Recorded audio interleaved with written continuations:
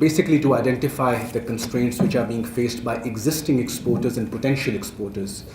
And this was an input for the forthcoming strategic trade policy framework 2018-23, which Moin Bartlett just talked about a while back, And what we were trying to do basically was to understand the constraints on competitiveness. As you said, it is the domestic policies which are preventing the supply side to improve, which are sort of preventing the scale to be achieved in our enterprise sector. They need to be producing first before they can start exporting, actually. So if they aren't producing the scale which converts into exportable surplus, the problem then, of course, is slightly more basic than trade policy. And what we tried to do was that when we reached out to the sample of enterprises which we took in the study, we essentially distributed the sample into 4 different types. So these were current exporters, past exporters who may be in business but aren't exporting anymore, potential exporters who want to graduate and become new exporters, and services sector. And we tried to see what sort of heterogeneous issues which they are facing, which aren't sort of preventing them to scale up, and the type of macro level constraints that they may have. We in total interviewed 254 enterprises. 61% of them were manufacturing, 26% services. The remaining were agriculture and agro-processing enterprises. And 72% of our sample represented the SMEs, while the remaining were larger entities, as per the SAMIDA's definition. So just jumping straight to the findings, what are the current challenges that they pointed out? And what we have tried to do is to present a priority of what these exporters were talking about. The first issue that they pinpoint is that cost of energy still is the largest budget item. And of course, they cite examples from neighboring economies as well as peer economies like Vietnam and Bangladesh, who sort of export the same kind of textile or RMG which we are into. And they, of course, give those comparative electricity and gas rates, which are, of course, cascaded on the higher side when it comes to their production function. The second key issue that they point out is that tax compliance cost has increased in the past 3 years. This was a key point because it's only now that you are starting to feel that it's not just one FBR, which Dr. Ishrat or Dr. Manzoor were talking about.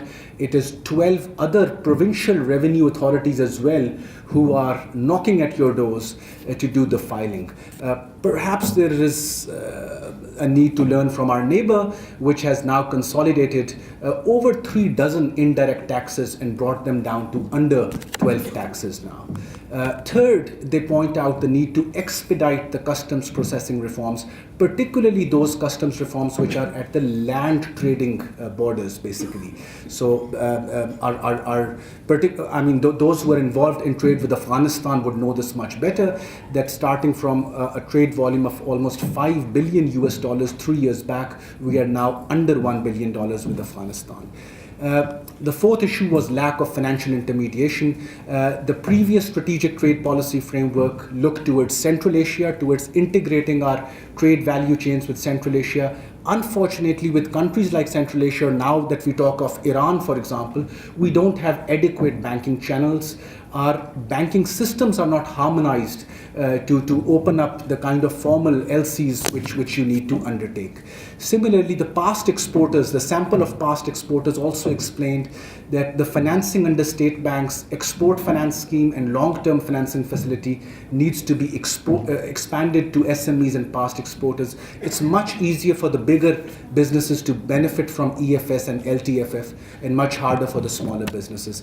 Fifth was the exchange rate regime, which they pointed out. Now, within the exchange rate regime, we, of course, had very different views within these 4 segments of sample, but there was a consensus that the management of exchange rate policy should take into account the changing value of currencies in our competitor economies. So if our competitor economies do see much more frequent volatility, we need to sort of be on the move and address that so that our own competitiveness is not hurt by their under or overvaluation. The next was lack of engagement with export promotion bodies. Most of them said that they had approached the plethora of export promotion departments that you have, not just at the federal level, but also at the provincial levels, as well as the Pakistan's embassies abroad, basically. Each of them have a separate unit for trade promotion, and there is room for improving that public-private engagement with these trade bodies. They also felt, which was the seventh factor, that when it comes to transport and warehousing, this remains one of the key costs which they face in their supply chain. They complained about the weak consultation around National Transport Policy 2017, as well as Pakistan Courier and Logistics Regulatory Authority Act, which has come about. They believe that both of them will lead to additional levies as well as a regulatory burden. Now, there was also a discussion about whether the fiscal support or Prime Minister's export package or provincial export packages do actually reach the beneficiaries or not. While there is no evaluation at this stage, the current capacity to deliver these fiscal support packages does not allow a clear identification of new and potential exporters. So ideally, any fiscal support should reach potential exporters and not those people who are already sort of very large entities who can actually sort of find their own way out.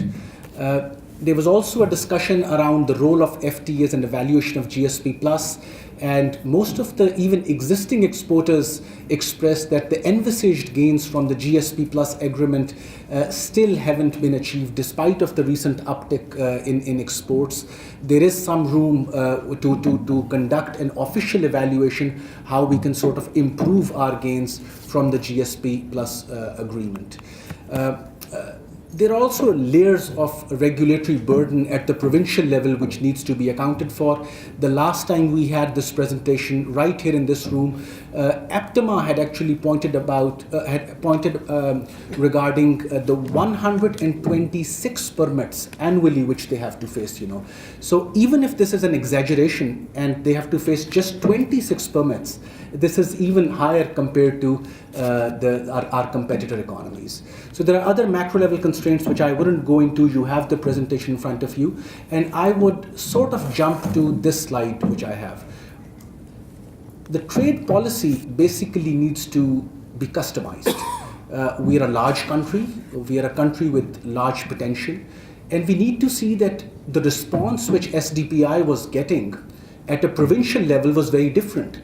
So if you look at the top three things which Sindh was talking about, or exporters from Sindh were talking about, were fairly different from what the top three things which exporters of Khyber Pakhtunkhwa were talking about. So when you have a national trade policy, it should be customized, it should have that sort of flexibility where it can address the specific issues of our provinces, particularly those provinces which would be economically backward, helping Balochistan to become an exporter on its own feet, So I'll just stop over here. Thank you very much.